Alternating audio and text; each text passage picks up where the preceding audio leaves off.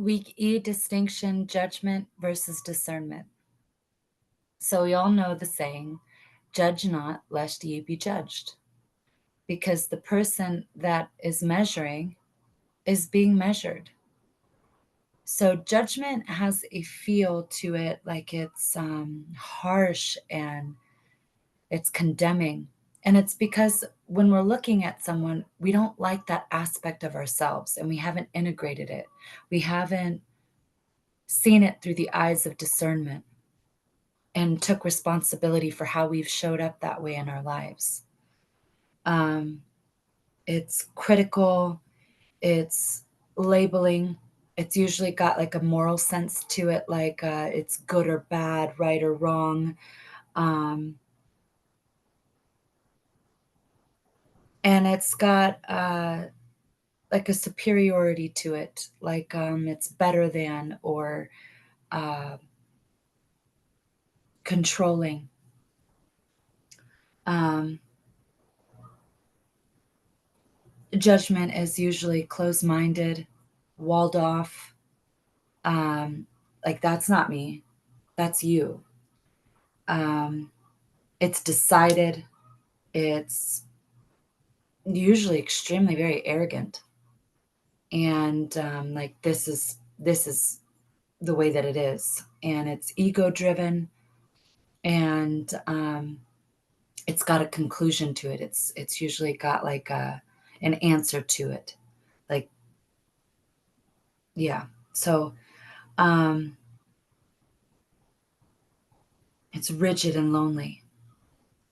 And it usually causes dissension and separation between each other. It's a divisive mechanism. And discernment is, it's unique, it's different. And the only thing that's different between discernment and judgment is that judgment is like, there's something wrong here.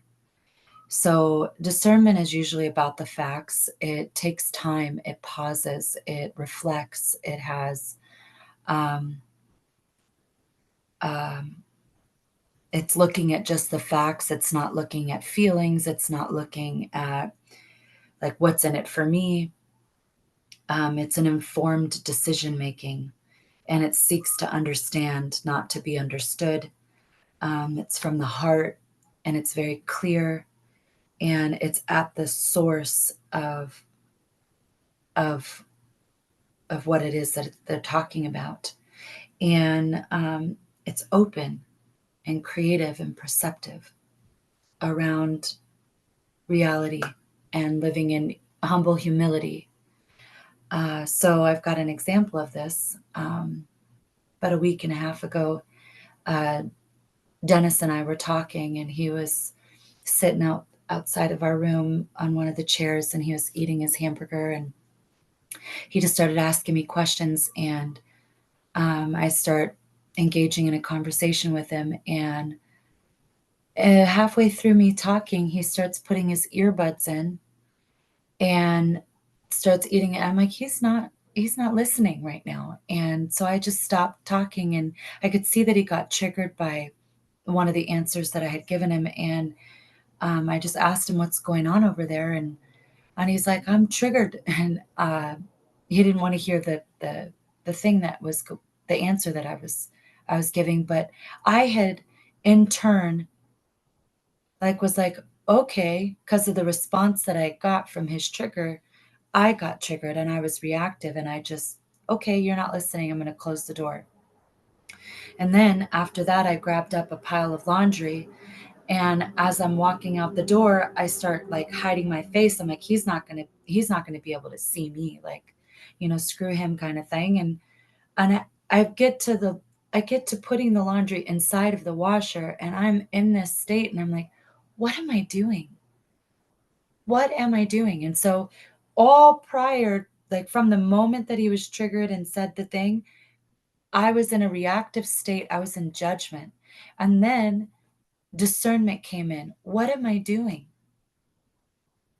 Do I want to come from this space? Is this a part of my values?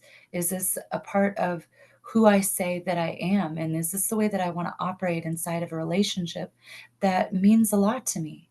Regardless of what happened, I don't want to respond in this way.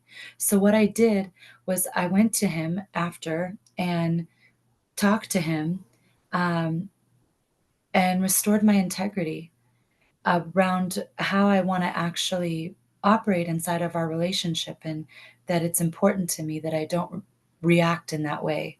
And so it's not that it's not that judgment is a bad thing. It's that when judgment happens, because it's bound to happen, you meet it with discernment. You you go in and you assess the situation, and you bring love to it. So, um,